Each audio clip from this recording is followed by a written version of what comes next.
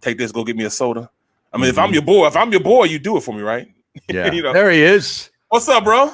Oh, he Dave got the mountain man beard going on. Davey, what's going on, guys? Better watch out. People start saying you look like Aton. I got to shave it before training camp. Are you going to shave before training camp? Well, at least trim it up. Yeah, it'll be too hot. So how's the new house, man? He just got a new house, everybody. Got a new house, man. Congrats. I'm a year in, man. Yeah, man. So it's a year. It's been wild. Yeah, it's good. It's funny. I mean, in the summer, I'm not really there that much. I'm traveling around and down the shore a lot. I was in Maine for a week or so. That's right. You did say that. Mm-hmm. Where'd you go? Now, where'd you go this year? Did you go? Because he usually goes to play. He'll go like Africa or he'll go to Thailand or he'll go somewhere he's supposed to be. You know what I'm saying? Yeah. He goes somewhere he shouldn't be. You know what I'm saying? He was at a place where he was like 10 feet away from a silverback. Yeah, you know what I'm saying? I didn't do anything super crazy this year. It's like kind of tough right now still to travel internationally. So I stayed in the States. I just went to Maine for a week. I still like roughed it a little bit.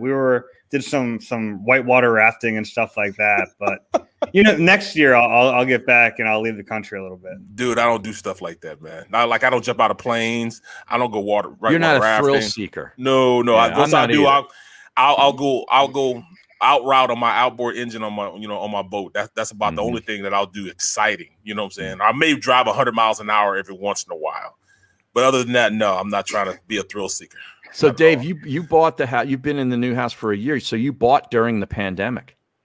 Yeah, it was a little How weird. Was that? It was the whole process. Well, it was my first time going through it anyway. So I guess it wasn't like super weird from that side is all I know. But I would go and see a house and you'd kind of be limited timing in there and all that stuff. But it worked out. Some people had to buy places without ever seeing it, which luckily I didn't have to do that. I was able to check the place out and go through the process. It was kind of weird. I think what happened was last summer I couldn't travel at all. And I was like, I got to do something. I bought a house. So this year I kept myself out of trouble and just did a little trip. No, the real thing is he was living with his parents. So he had to buy a house so he could get out from under his parents. He had to do it. He had to do what his parents told him to do. I called him one time. I said, Dave, what you doing, man? I'm fixing this bathroom, man. Something's wrong with my parents' house. The bathroom's messed up, man. I'm like, come on, man. Yeah. Now the thing is, I have two houses to take care of. I start mowing the lawn. I got 2 lawns to mow. Well, what's the thing you're most looking forward to getting back to doing as far as covering the football team? Like what aspect of the job that you had to do without maybe last year that you can't wait to get back to? I mean, just even though it won't be completely back to normal, it won't be like we'll be in locker rooms again, but I miss like normal human interaction, and it's kind of cool. Like we're doing this right now remotely and we all learned how to do that stuff. And I think that'll help, but I feel like the players who got there last year, I don't even know, you know what I mean? Right. Like, Jalen Hurts, I've never talked to him face to face. We've talked like this, and which is fine, but it was tough last year dealing with that. And I'm looking forward, even though it won't be like normal this year, it'll be a little bit closer to that. We'll have some FaceTime, even like me just not having a mask at practice so that like a player can recognize, oh, that's the guy who covers the team. He's here every day. I think that helps. I think it helps build rapport.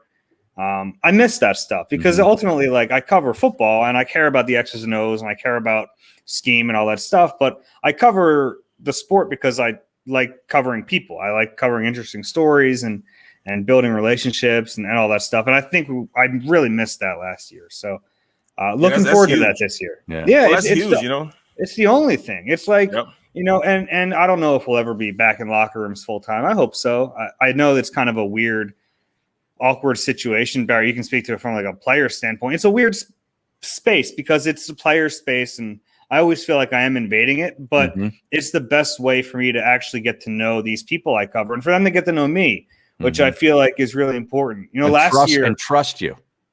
Exactly. Trust me, or at least allow me to be accountable. Like last year, it was obviously a terrible season and I had to be critical. It's part of my job to be critical. And I felt like I wasn't being accountable, because normally if I'm critical, if I write something really critical, I'm going to show up in the locker room the next day, and maybe no one will have a problem with it. But if I say, Barrett, you're playing, and I write something, Barrett sucked yesterday, and I show up the next day, at least you can confront me about it. At least I'm available. You can say, hey, I disagree with that. I don't think you were fair, and I can explain to you why. And I just felt like that whole process was gone last year. And I want to be accountable. Like, I want to be there. That's my thing. I want to be fair. I'm going to be critical, but I want to be fair. The one thing last year, Jalen Reagor, I've never met him in person, and we had to ask Jalen Reagor some really tough questions last year. It wasn't a good rookie season, and I wish I would have had the opportunity to just talk to him and say, like, hey, this is why I had to ask that question, and this is why I did this way. And maybe he wouldn't agree with it, but at least he would see where I'm coming from. And I feel like that was kind of lost last year. Yeah, and it's a lot to that, as a player. I was critical of like, I think it was like 4 years ago, of Kelsey on a screenplay. And when I walked into the locker room, he's like, oh, BB, you one of us, man. Why would you do that? I'm like, hold on, man. I was just reporting what happened. You messed up on the play. So, I mean, I talked about it. Well, how do you know I messed up? You didn't know the play. I said it was a screenplay. Yeah, but I said, well, screenplay is a screenplay. I told him, look, first guy out, he got to handle a mugger. If a mugger comes up, that's the guy that has the back man to man. You got to block him. Second guy out, he has to get all the way out to the out to kick the widest guy out. The guy behind him checks to see if nobody's coming. Then he goes and follows the path and for the running back. He's like, okay, but you still. I was like, come on, Kels. If I'm lying, then you got a legitimate beat. But if I'm not lying, I'm just gonna tell the truth. All right, man. But you know what I'm saying? It still wasn't cool. I said, I understand that ain't cool, man. But hey, it is what it is. And you didn't get that communication last year. Like every year, they usually allow some selected veteran player, not veteran players, but players that retired, go into and have lunch or dinner with the rookies that come in. So we get firsthand on who these guys are, talk to them, everything. The last time I did it was 2 years ago with Mailata and those guys. You know what I'm saying? And they let us come in and talk to him. That it's been a while since we were able to do it, simply because it's pandemic. It's going on 2 years now. So you didn't really get that face-to-face with the rookies coming in and letting them know who you are, so they can trust you and know that they can come talk to you, and they can come to me and be off the record, as opposed to somebody working with somebody that's a reporter. They don't look at me as a reporter necessarily. You know what I mean? So that dynamic was gone. These guys don't know who I am or anything. And that's a difference, a huge difference. Well, Dave, you can follow Dave on Twitter at Zangaro NBCS. What are your early impressions of the new coaching staff and Nick Sirianni? First impressions are, they're young, but they have a lot of energy, and I think that's a good thing. Doug was a really good coach here, and he had a good staff. As much as people didn't like Jim Schwartz at times, Jim's ultimately a pretty good defensive coordinator, and I thought, for the most part, they had a pretty good staff while Doug was here. I think that they lost some of it along the way. Obviously, when Frank left, they lost a little bit of it. But things have gotten stale. We all know that. Things have gotten stale with Doug. So it does feel – you kind of feel that breath of fresh air. Not quite as much as the last coaching switch. I mean, the last coaching switch, when they went from Chip to Doug, that was like polar opposites. That you really felt that. But you feel it right now. I mean, there's an energy in the building. And it's not just from Nick, it's from his entire coaching staff. What they lack in experience, they definitely have in youthful excitement. I mean, it's a young staff. It's a noticeably young staff. It's a bunch of guys who are under 40, really. Yeah. There's a few older coaches. Tracy Rocker's a little bit older. Jeff Stoutland's still around. But, I mean, for the most part, this is a very young coaching staff. I think because of that, they'll be able to relate to their players a little bit. It's good from the standpoint that they're kind of rebuilding, retooling, whatever you want to call it. I think that youth helps, but they also are inexperienced. And I think that might show up at times too. You have a first-year head coach, first-year defensive coordinator, first-year special teams coordinator. That's a lot. At least with Doug, say what you want about Jim Schwartz, he was so experienced. He had been a head coach, so at least he had someone like that to lean on. Nick Sirianni doesn't have that. So I don't know how that's going to help or hurt them, but it's something to keep in mind as we watch this season unfold.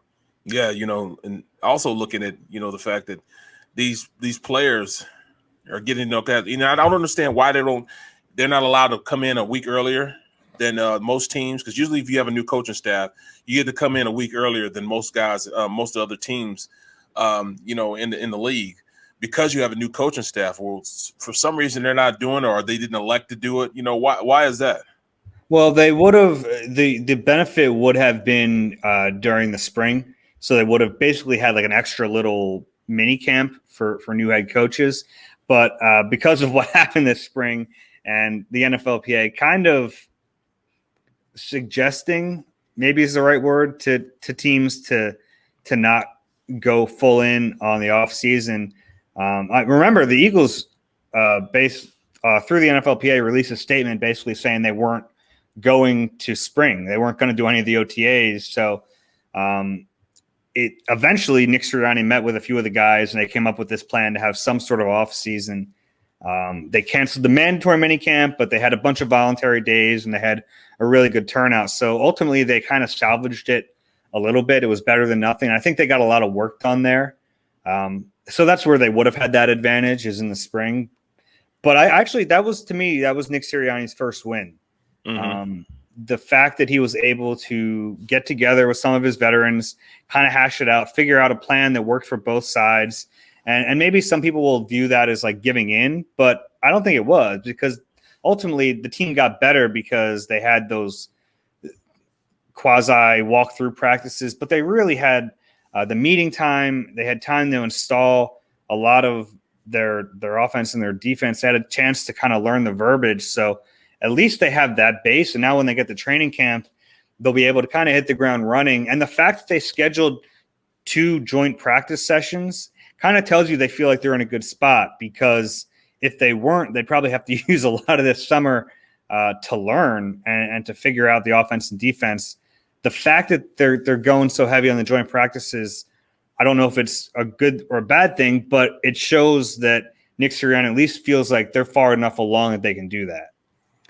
Hey, Dave, what is your take on the whole sort of link, if you will, for lack of a better word, between the Eagles and Deshaun Watson, and the fact that it just doesn't seem to go away? It's just mere, connecting dots, knowing that the Eagles might not be settled at that position and they've got possibly 3 first-round picks in next year's draft? Or is it real? Well, I think there's a lot of dots, there's just a lot. I mean, the 3 first-round picks is a really good place to start. Not many teams have that type of ammo, right, to go up and get a guy like that. And also, we know that, look, the entire league values the quarterback position, but the Eagles take that to a new degree, and they have really since they made the move to get Carson Wentz. They figured, like, we need to have that quarterback. We need to have our quarterback. We have to do whatever we have to do to get him. With how aggressive they were from 13 to 8 to 2 to get him, and then spending all the money on Nick Foles as the backup.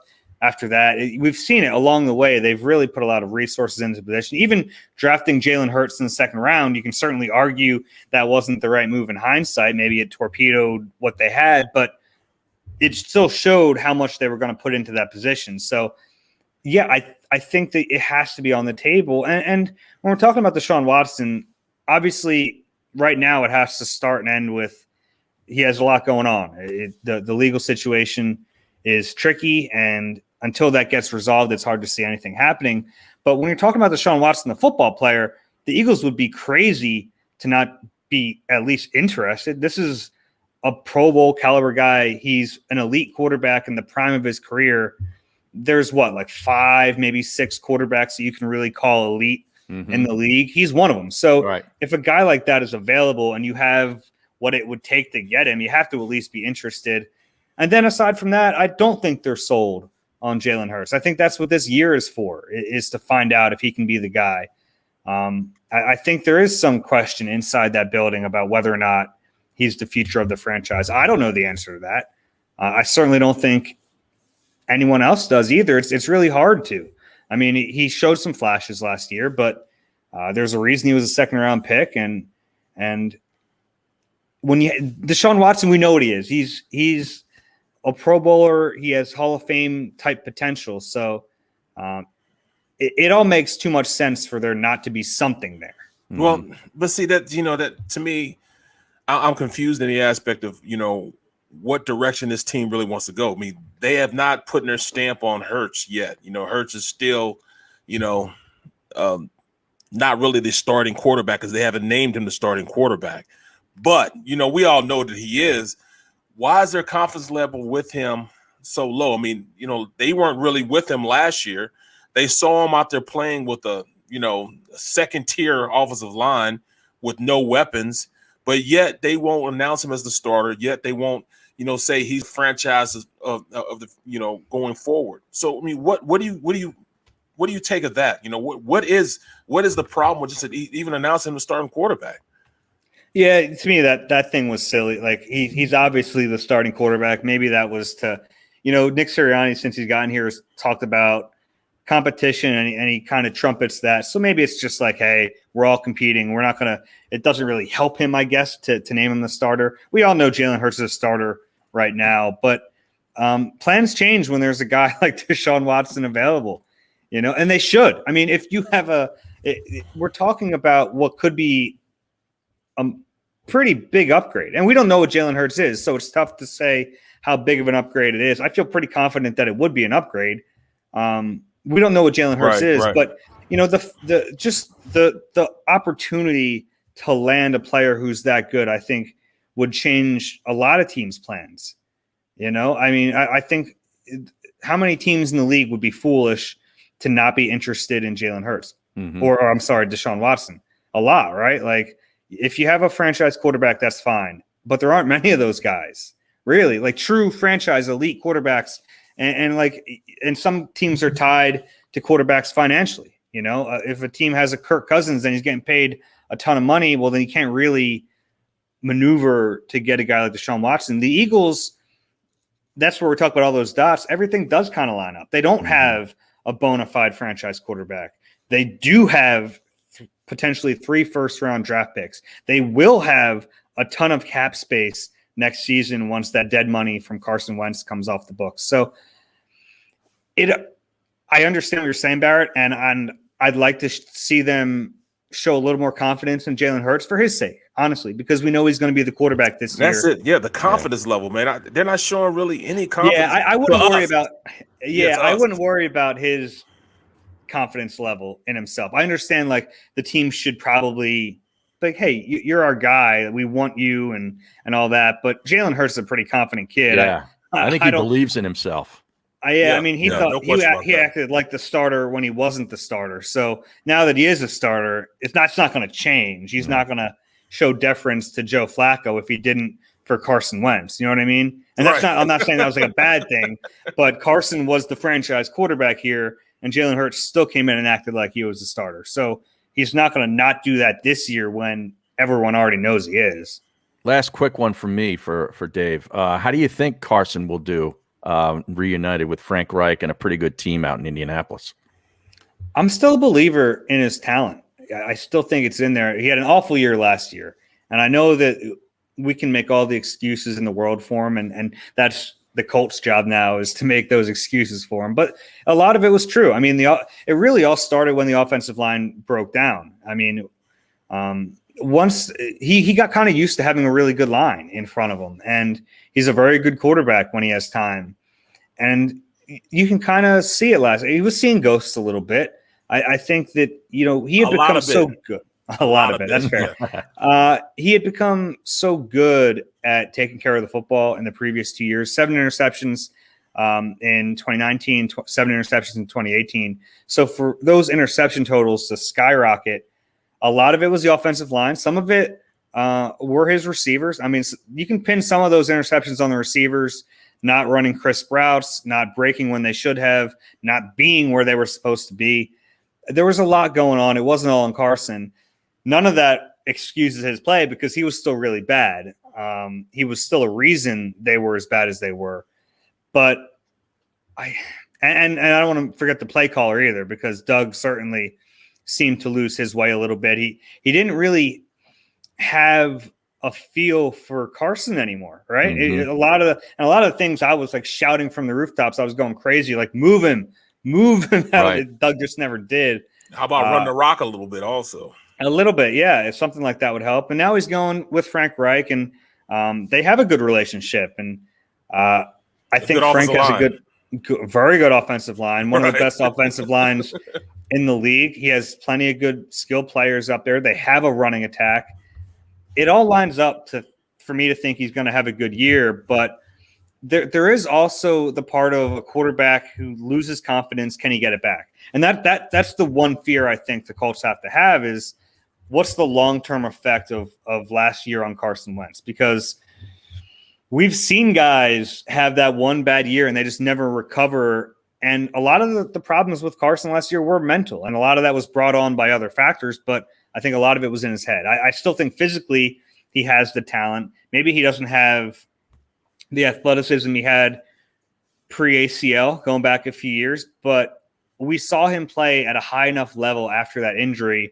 To me, a top 10, borderline top 10 level after the injury to think that in the right situation, he's going to be really good. And it's going to be strange this year for Eagles fans watching because you kind of have to hope down the middle because you don't want him to be so good that we gave away the MVP of the league. Right. But you also want him to be good enough and stay healthy enough to get the first round pick. That second round pick becomes the first round pick. So you got to kind of hope that he's bad, but not bad enough to lose his job and healthy enough to stay on the field. It's going to be really weird watching. So another torturous season for Eagles fans. I think so. I think the hope has to be, if you're an Eagles fan, the best case scenario is Carson's okay. Mm-hmm. Yeah. And I think he has the potential to be much better than that. Well, at this point, I'm just hoping that, my birds at least go out there and be competitive. And I think they will be competitive, from the standpoint that, they have guys that can compete. I mean, those are still NFL players in that locker room. Now, when you look at, the defensive side of the ball, that's where, I'm a little iffy, man. Secondary was the major point of emphasis to Philadelphia fans. Mm-hmm. You know what I'm saying? That's all we were screaming as fans. We need a DB opposite of Slay. Give me somebody early opposite of Slay. And what happens? We wait to the fourth round. What? Yeah, I mean, that's the most troubling spot on the roster. And maybe they're not done. I mean, we all know Steven Nelson's still out there and fans have been clamoring for him. Maybe they're not done. Maybe they make a trade. It's possible. I think that's definitely in play. Zach McPherson could end up being a really big part of this team, and that's not ideal to have a fourth round pick need to be a big part of the team, but he might need to be because I don't know how they can go into a season with Avonte Maddox as their starting outside corner. I didn't think he was suited for that role last year, and then I felt like he kind of proved that. And that's not really a knock on him because I think he can be a decent player as the nickel. I think I really liked what I saw from him as a rookie as a deep safety, but him at the outside corner just doesn't make sense to me, and it makes even less sense after watching it last year. So if there's one area of the team to be worried about, that's definitely it. Great stuff, Dave. We appreciate you jumping on, man. Follow him on Twitter at @Zangaro NBCS. Does a great job covering the Philadelphia Eagles. Appreciate you, bro. Thanks a lot for coming on with me, man. I appreciate it. Take care. Thanks. All right, bro. If you missed any of today's show on the JAKIB Media channel, listen to the podcast on your way home. Available on YouTube, Apple, and Spotify.